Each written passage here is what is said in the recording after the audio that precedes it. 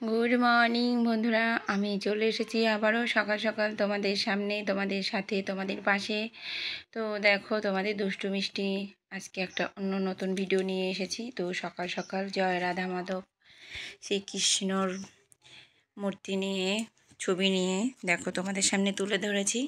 যেহেতু এখন ঝুলন চলছে, ঝুলনের উপলক্ষে আমি এই ভিডিওটা তোমাদের সাথে শেয়ার করলাম। তো দেখো, আমাদের বাড়িতে কত তুলসী গাছ অনেক ছিল, আরও তুলে দেওয়া হয়েছে। যেহেতু উঠান ঝাড় দিতে গেলে তোমার ঝাঁটা বারণ ঠেকতে পারে, ওই জন্য মানে তুলে দেওয়া হয়েছে। আর কিছুটা আছে, তা একপাশে যেগুলো আছে সেগুলো আছে। তো দেখো, কৃষ্ণর অনেক প্রিয়, কৃষ্ণ নারায়ণ ঠাকুরের তুলসী হলো অনেক প্রিয়, ঠিক আছে। তো তুলসী হলো আর একটা রূপ হলো লক্ষ্মী, ঠিক আছে। এক একটা এক এক রূপ ধারণ করে, ভগবান সব একই, কিন্তু এক একটা এক এক রূপ ধারণ করেছে আর কি। তো এখানে দেখো পঞ্চতত্ত্ব। তো যদি পঞ্চতত্ত্ব থাকে তো আর কোনো কিছু কথাই হবে না। পঞ্চতত্ত্ব পুজো করলে সব ঠাকুরের পুজো করা হয়।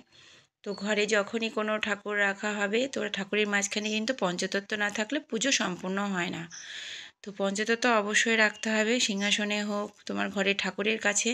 তুমি যে ঘরে ঠাকুর পাতো, যে কোনো ঠাকুর থাকুক, তার মাঝখানে যদি তুমি পঞ্চতত্ত্বের গীতা না রাখো, পুজো তোমার কোনো দিনই সফল হবে না, পুজো করা বৃথা। তো দেখো, এখানে আমি তোমাদের সাথে শেয়ার করছি আজকে ভিডিও খুঁজেই পাচ্ছি না, কী দেবো কী দেবো কী দেবো।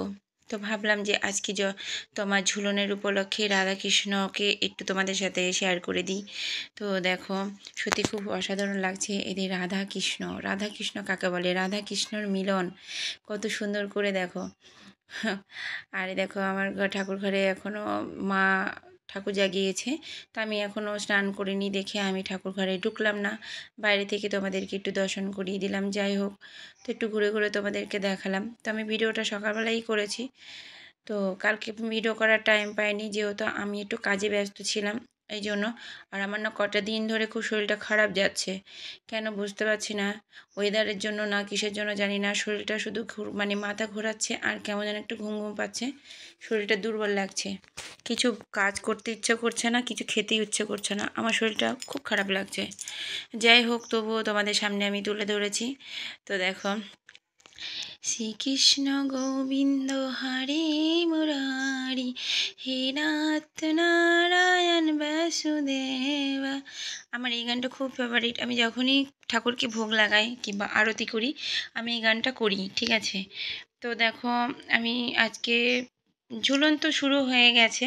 তো আমাদের এখানে 3টা আশ্রম আছে, আশ্রমে তোমার ঝুলনের উপলক্ষে আমরা সবাই যাব। তো তোমাদের সবার নিমন্ত্রণ থাকলো আমাদের আশ্রমে তোমাদের চলে আসার জন্য।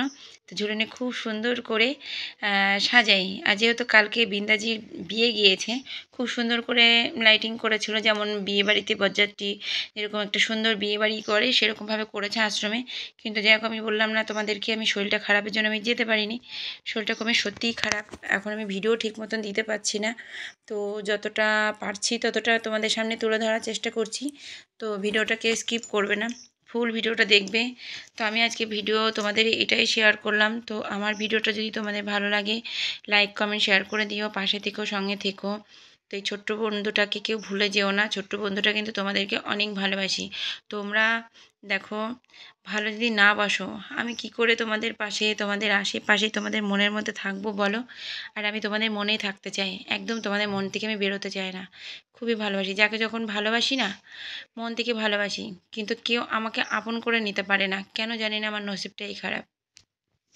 যদি তোমাদের সাথে বেইমানি করতাম, ছলনা করতাম হয়তো, তাহলে আমি তোমাদের মনের মতো হয়ে উঠতাম। কিন্তু আমি খাঁটি সোনা, জানো তো, একদম খাঁটি ভালোবাসি তোমাদেরকে, কিন্তু কেন তবুও তোমাদের মন জয় করতে পারি না। এটা একটা ভীষণ দুঃখের কথা, কষ্ট লাগে। যাই হোক, আমাদের এখানে অনেক আয়োজন করা হচ্ছে তোমার ঝুলনের উপলক্ষে। তো সামনে আবার তোমার পূর্ণিমা আছে, রাখি পূর্ণিমা। তোমাদের তো অনেক আনন্দ, তোমাদের দাদা আছে, ভাই আছে, তোমরা রাখি পরাবে। আর আমার থেকেও তো নেই, আমার একটা কপাল জানো তো, আমার দুটো দুটো দাদা থেকেও নেই। কত বছর হলো রাখি পরায় না, ফুটা দিতে পারি না, বাড়িতে থাকে না, দিতে পারি না। শুধু কাঁদি আর কাঁদি, চোখে জল ঝরে আর মনে করি যে ছোটোবেলার কথা। যে ভাইফোঁটা আসলে, রাখি পূর্ণিমা আসলে আমরা 3 ভাই বোনে কত আনন্দ করতাম। আমি ওদেরকে ফোঁটা দেওয়ার আগে মিষ্টি চুরি করে খেয়ে নিতাম। রাখি পরানোর আগে আমি আগে মিষ্টি খেতাম, আমাকে আগে রাখি পরাতে হতো। এরকম একটা ব্যাপার ছিল। যাই হোক, দুঃখের কথা তোমাদের সাথে আমি শেয়ার করতে, আর তোমাদের সাথে শেয়ার করবো না তো কাদের সাথে শেয়ার করবো বলো? মনের কথা তো আশেপাশে মানুষের সাথে বলা যায় না। দুঃখের কথা যখনই আশেপাশে মানুষের কাছে বলতে যাবে, তখনই ওরা কী করবে জানো তো? ওপরে আহারে, ভিতরে হাততালি দেবে। ঠিকই আছে, এটাই নিয়ম। তাই আমাদেরকে বলছি, মনে যদি কোনো দুঃখ থাকে, কষ্ট থাকে, নিজের মনে মনে মনের সাথে বলবে। সোশ্যাল মিডিয়ায় বন্ধুদের সাথে বলবে। ঠিক আছে, চলো আজকের মতো